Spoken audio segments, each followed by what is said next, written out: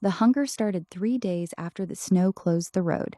Ellis had driven up to the cabin alone to finish a manuscript that had been rotting on his hard drive for almost a year. The first night was quiet. He made coffee, lit the wood stove, and wrote until his eyes burned. The second night, the wind began to sound like voices, soft, half-formed words sliding between the trees. He told himself it was only the isolation playing tricks. By the third night, he stopped answering his phone, even though there was still one weak bar of signal left. That was the night the footprints appeared. They circled the cabin in the fresh snow, long, narrow prints with a strange second joint in the middle of each foot, as if the thing that made them walked on the balls of its feet and something extra. The tracks came out of the tree line, walked a perfect circle around the building, and stopped directly under his bedroom window. No prints led away. Ellis stood at the glass for a long time, watching the tracks slowly fill with new snow. Something in his stomach tightened, a low, empty ache that had nothing to do with missing meals. He hadn't felt truly hungry since he arrived. Now the emptiness sat behind his ribs like a second heartbeat.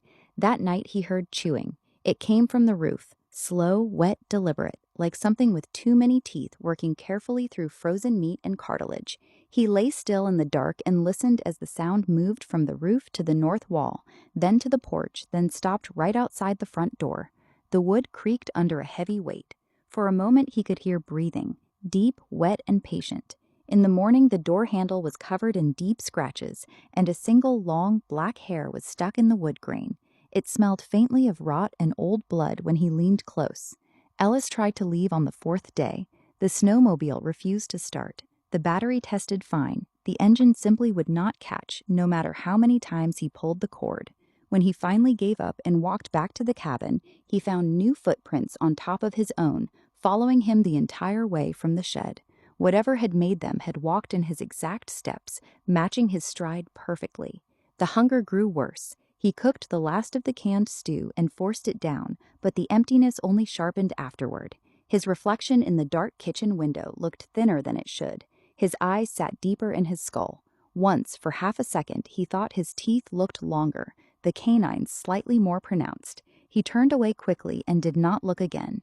On the fifth night, the voice came. It spoke from the other side of the locked door, soft and almost kind, the way a friend might speak if they were trying not to startle you. "You don't have to stay in there, Ellis." He pressed his back against the far wall, shotgun across his knees. He had already checked every window twice. The snow outside remained undisturbed except for the circle of tracks that now went around the cabin twice. "I can smell it on you," the voice continued. "The wanting. It's already started. You feel it, don't you? That hollow place behind your stomach. It's only going to get wider." Ellis didn't answer. His mouth had gone dry. Something heavy leaned against the door. The wood groaned. A long, pale hand with too many knuckles and grayish skin slid slowly under the gap at the bottom and felt around the floorboards, fingers searching like it was trying to memorize the shape of the room.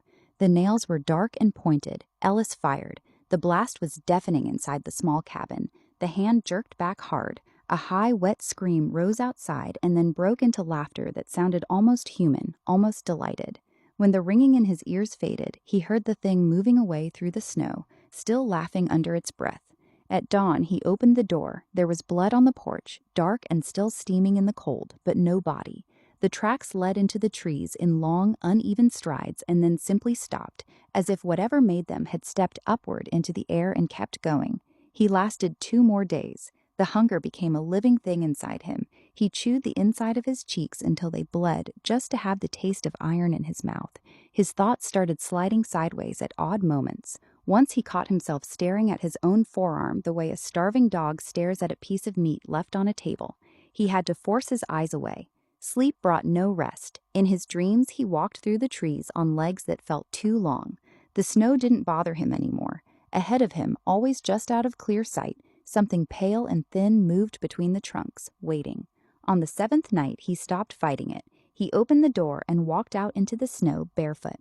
The cold no longer reached him. Far ahead, between the black pines, 2 pale shapes waited in the dark. One of them raised a long, jointed arm and beckoned once. Ellis followed without looking back. Behind him, the cabin door swung slowly in the wind. Inside, the last page of his unfinished manuscript still sat on the table under a cold cup of coffee. The final sentence he had managed to write the day before read, Something in the woods is teaching me how to be hungry.